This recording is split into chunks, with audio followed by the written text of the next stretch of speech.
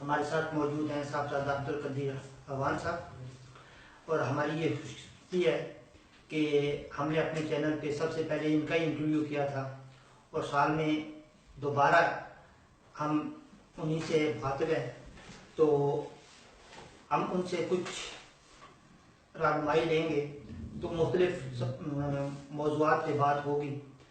پہلا میرا ان سے سوال ہے کہ آپ ماشاءاللہ مختلف ممالک کا سفر کرتے ہیں، تو آپ نے مسلمانوں کو اپنے دین کے کتنا قریب پایا ہے، جو بیرون ملک رہتے ہیں، جو اس دیار غیر میں غیر مسلموں کے درمیان رہتے ہیں؟ جی صاحب۔ بہت شکریہ محترم۔ الحمدللہ رب العالمین والصلاة والسلام علی حبیبہ محمد وآلہ وصحبہ اجمعین۔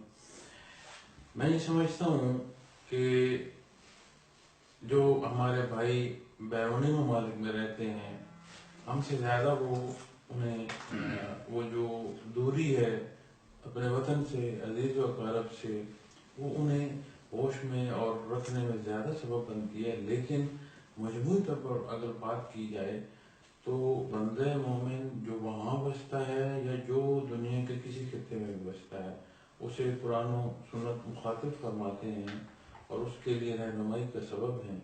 اور اس زمن میں ہر لمحے ضرورت ہر ایک کو ہے کہ وہ اپنے نیت سے لے کر معاملات تک کی نگرانی رکھے اور اتباع محمد رسول اللہ صلی اللہ علیہ وسلم کے تحت اپنی زندگی بسر کرے، حقیقی کامیابی تو تب ہے۔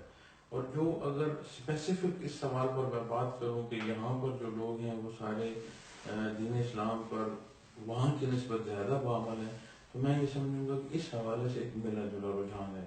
وہاں پر بھی بے شمار لوگ ایسے ہیں جو بڑی محبت اور عقیدت سے دین اسلام پر عمل پیرا ہیں۔ اسی طرح باہر بھی میں نے ایک بڑی تعداد دیکھی ہے، لیکن کمی بیشی پر اگر میں بات کروں تو وہاں پر بھی ضرورت ہے مزید بہتری کی، اور یہاں پر بھی مزید بہتری کی ضرورت ہے۔ جی، آپ سے میرا دوسرا سوال یہ ہے کہ آپ کا جو سلسلہ نقشہ بندیہ اویسیہ ہے، اس کے جو پیروکار ہیں ان میں، اور جو لوگ اس سلسلے سے ابھی تک نہیں جڑے، ان میں آپ نے بیرون ملک کوئی فرق محسوس کیا کہ ان کی اسلام سے ساتھ لگاؤ اور محبت اور ان کے رہن سہن یا ان کی زندگی میں تبدیلیاں ہیں کچھ؟ گزارش یہ ہے جی کہ ایک اصولی بات ہے، وہ یہ ہے کہ میں اپنے سے بہتر سمجھتا ہوں ہر مسلمان بھائی کو، ان کے معاملات ایسی بات نہیں، ان کے معاملات، ان کی باتیں سن کر میں اپنے لیے سبق کا سبب بناتا ہوں۔ حضرت مدد اللہ علیہ حضرت امیر محمد اکرم اعوان ایک پریکٹیکل زندگی بسر کرنے والے انسان ہیں۔ معاملات دنیا کے ساتھ دین کا امتزاج اور ایک نمونہ دیکھنا ہو تو آپ کے ساتھ میں وہ بہت خوبصورت ملتا ہے، اور ایک ریالٹی دیتے ہیں۔ ہمیں کوئی اس غلطی نہیں ہے کہ ہم بہت سالے ہیں اور باقی جو لوگ ہیں یا ہم سے متعلق جو لوگ نہیں ہیں وہ شاید کم ہیں۔ ہم یہ سمجھتے ہیں کہ ہم کمزور ہیں اور وہ جو ہمارے بھائی ہیں وہ اعلیٰ ہیں۔ یہ جو شعبہ کیفیات قلبی کا ہے اور تصوف کا ہے، یہ بندے کو اس کیفیت پر لے آتا ہے کہ بندہ قرب الہی محسوس کرتا ہے۔ ہمارا ایمان ہے کہ اللہ جل شانہ بذات وحدہ لا شریک ہے، حاضر ناظر ہے، یا جتنی بھی شرائطی ایمان ہیں، عبادات ہیں، معاملات ہیں، عمومی جاننا تو ہم سب کا ہے، اس پر اس درجے کا ایمان نصیب ہو کہ بندہ مومن محسوس کرے کہ میں اپنے اللہ کے روبرو ہوں۔ تو یہ ایک کیفیت ہے جس کے لیے ہم کوشاں ہیں کہ اللہ اللہ کرائی جائے۔ اس میں لطائف کرائے جاتے ہیں، اس میں مراقبات کرائے جاتے ہیں، خناف رسول جیسی عظیم حیثیتیں نصیب ہوتی ہیں۔ اب اس سوال پر میں اس سے زائد کچھ نہیں کہہ سکتا کہ ہمارے متعلقین جو ہیں وہ شاید اعلیٰ نہیں، ہم ادنا ہیں۔ اللہ سے بہتری کی جو تمنا، دعا، درخواست، وہ ہمارا وقت ہے۔ جو ہم دوسرے مظاہر میں رہ رہے ہیں، تو ہم لوگوں کے لیے آپ کیا رہنمائی اصول ہمیں رہنمائی کریں گے کہ ہم ان پہ عمل پیرا ہو کے اپنے مذہب سے اپنے لگاؤ کو مزید بہتر بنا سکیں؟ بات یہ ہے جی کہ ہم لوگ تو یہاں دھیان نہیں کرا رہے ہیں ایک دوسرے کو. اصول تو وہ ہیں جو نبی کریم صلی اللہ علیہ وسلم نے بیان فرمایا جی. اور ہر آپ کا فرمان وہ ہے جو اللہ نے پسند کرا. بندے مومن کو یا دہانی کی یا ایک دوسرے کی ذہنوں یا قلوب پر دستک کی ضرورت ہے، اصول لانے کی ضرورت نہیں، نہ کسی کو بیان کرنے. جو کچھ نبی کریم صلی اللہ علیہ وسلم نے بیان فرما دیا ہے وہ جامع اکمل ہے. اس کے بعد کوئی ایک نقطے کی گنجائش نہیں ہے کہ کوئی بندہ سمجھے اور کوئی چیز کہیں سے میسر آ جائے گی جس سے بہتری ہو. ضرورت اس امر کی ہے کہ ہمیں یہ ادراک ہو. اگر اس سوال کو ہم اس طرح کر لیں کہ کون سے ایسے پہلو ہیں جس سے ہمارا یہ ادراک ہمیں نصیب ہو کہ ہم مسلمان ہیں اور ہمارا کردار وہ اعلیٰ ہو جو غیر مسلم تک ایک خوبصورت دعوت کا سبب بنے. اس کے لیے ضروری ہے کہ ہمارا اپنی ذات کے اندر ایک نمونہ ہو. ہماری گفتار ہو تو وہ سچ پر ہو، ہمارا لین دین ہو تو انصاف پر ہو، ہماری بات ہو تو حق ہو، حیا ہو، دوسرے کا لحاظ ہو، ایثار ہو. سب سے بڑی جو تبلیغ ہے دین اسلام کی وہ کسی بھی بندے مومن کا کردار.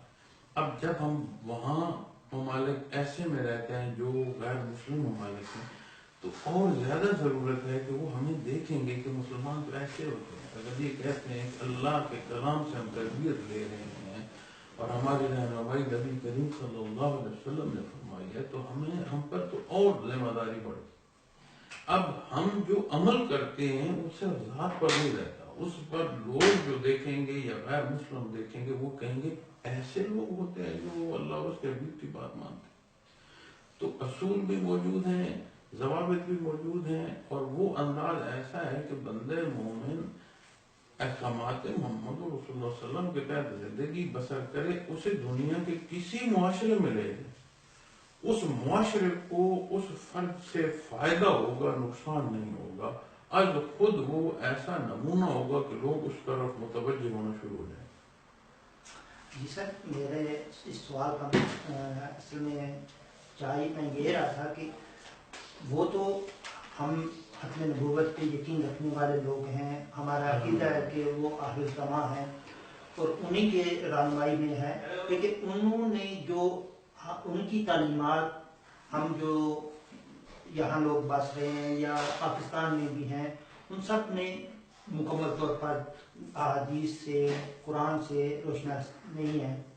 تو آپ چونکہ زیادہ مطالعہ رکھتے ہیں، آپ ان چیزوں کے زیادہ جانتے ہیں، تو ان کی روشنی میں آپ ہماری تھوڑی سی رہنمائی کریں کہ ہاں ہم یہ جو پہلو ہیں ان کو اگر زیادہ غور کریں تو ہم اپنی زندگی کو زیادہ بہتر طریقے سے گزار سکتے ہیں. دیکھیں محترم، بات یہ ہے کہ دین اسلام خاطب فرماتا ہے یا ایھا الناس قل اعوذ برب. وہاں سے بات آتی ہے یا ایھا الذین آمنوا، اور جب آمنوا بیان فرمایا جاتا ہے تو ساتھ بات آتی ہے عاملوا الصالحات. میں یہ سمجھتا ہوں کہ دنیاوی معاملات میں جتنا جاننے کی ہم خود کوشش کرتے ہیں اور جتنی اپنی اولاد کو پڑھانے اور سکھانے کی کوشش کرتے ہیں اس سے آدھی بھی کوشش ہماری نہیں ہوتی کہ دین کو پڑھا اور سیکھا جائے. کوئی بھی وہ حصہ جسے آپ نے اختیار کرنا ہے اس کے لیے ضروری ہے جاننا. اب ضروریات زندگی میں کون کون سے حصے ہیں، اور بلکہ میں یہ اگر کہوں کہ جو بیسک عقائد ہیں اور عبادات ہیں اور معاملات ہیں، عمومی حصے اکثریت ہماری جانتی ہے. اور کون ہے جو یہ کہے کہ مجھے اللہ اور اس کے رسول یا انبیاء، قرآن کریم صاحب کا کتب، انبیاء رسول کا ماننا، فرشتوں کا، جنت دوزخ، آخرت، حساب کتاب، کون ہے جو کہے کہ مجھے شرائط ایمان کے ضرورت. اسی طرح فرائض ہیں، فرائض میں سب سے بڑا حکم جو آتا ہے وہ نماز کا آتا ہے. کون ہے جو کہے کہ مجھے نہیں معلوم. معاملات میں آپ آ جائیں، حلال حرام کا کسی نے. جو ضرورت میں سمجھتا ہوں نا وہ یہ ہے کہ اس کیفیت کی ضرورت ہے کہ اس ماننے کے ساتھ یقین پیدا ہو، اور جب وہ یقین پیدا ہو تو اس کے لیے یہ سلاسل تصوف ہے. تو میں یہ ضرور عرض کروں گا کہ آپ کی عمومی جو زندگی ہے اس میں کوئی اسپیسیفک ایک نقطہ اگر میں کہہ دوں کہ ہاں اب نبی کریم صلی اللہ علیہ وسلم کے پاس میں صحابی حاضر ہوئے، رسول اللہ صلی اللہ علیہ وسلم مجھے کوئی ایک بات فرما دے جسے میں عمل میں لے آؤں، ساری باتوں پر میرے لیے بہت مشکل ہے عمل کرنا. آپ صلی اللہ علیہ وسلم فرما سچ بولا.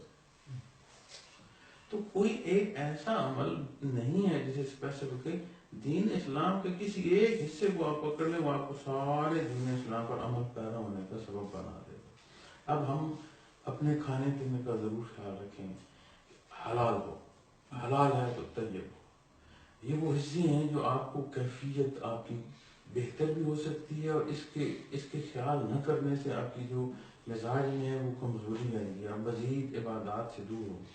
نماز کے لیے ہمارا عمومی میں دیکھے کہ بہت بڑی مصروفیت ہے، جی میرے کام ہے، میرے یہ معاملہ. کب تک یہ کام رہیں گے؟ کب تک ضروریات پیٹ کی رہیں گی؟ ایک روز ختم ہو جائیں گے.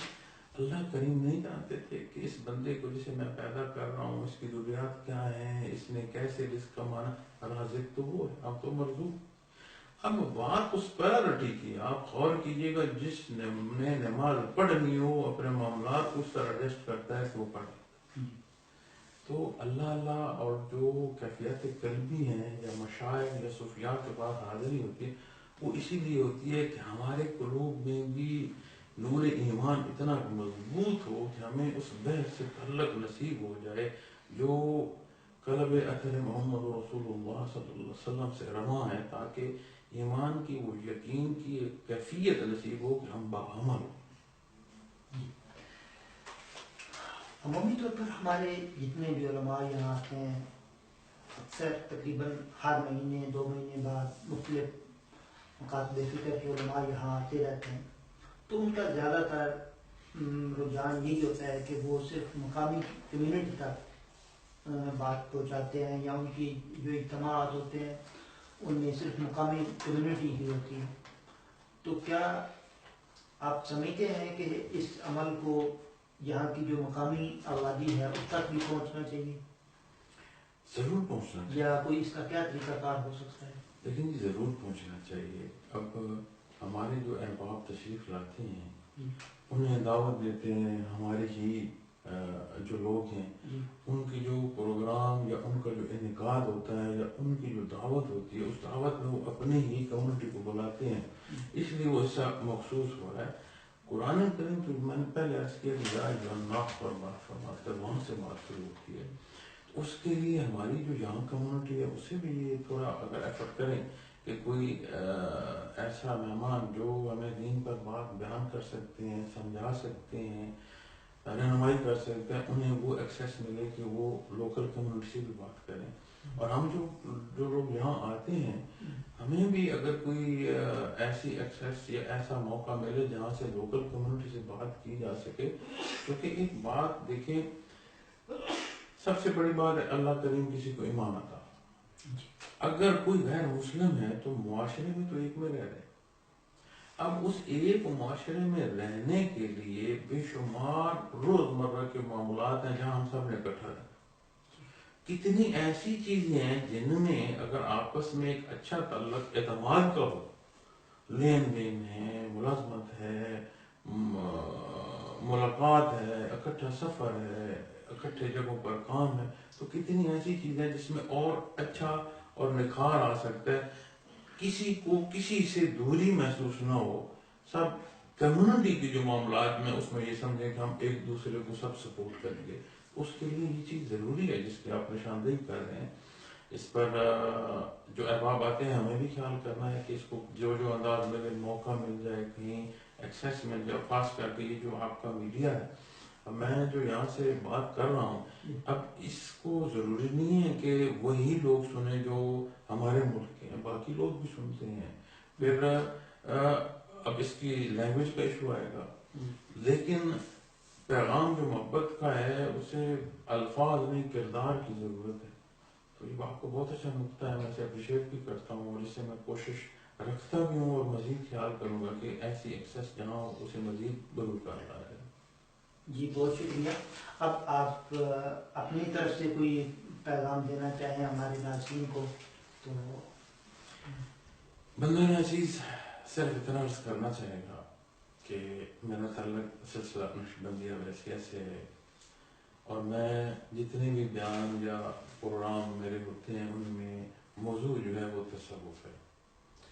اس بار جو میرا یہ دورہ ہے، وزٹ ہے یورپ کا، جب یہ میرا وزٹ شروع ہوا ہے اس کے ساتھ محرم اور حرام کے ایام بھی اکٹھے یہ سفر شروع ہو گیا۔ اب میں بات تو میری تصوف پر ہے، لیکن میں اب آپ سے یہ عرض کروں گا کہ ماہ مبارک محرم الحرام کا منانا، واقع کربلا کا بیان کرنا، خانواد رسول صلی اللہ علیہ وسلم سے اظہار محبت کرنا، اور اس اظہار، اس محبت اور اس عشق کو انہی ایام میں مقید کر دینا، یہ درست نہ ہوگا اظہار محبت۔ یہاں اظہار محبت کے لیے اس طرز کو اختیار کرنا ہوگا، اس نظریے کو اختیار کرنا ہوگا جسے حضرت امام حسین رضی اللہ تعالیٰ عنہ نے اپنے اہل و عیال کی قربانی سے ثابت کیا کہ مقدم جو ہے وہ اتباع محمد رسول اللہ صلی اللہ علیہ وسلم ہے۔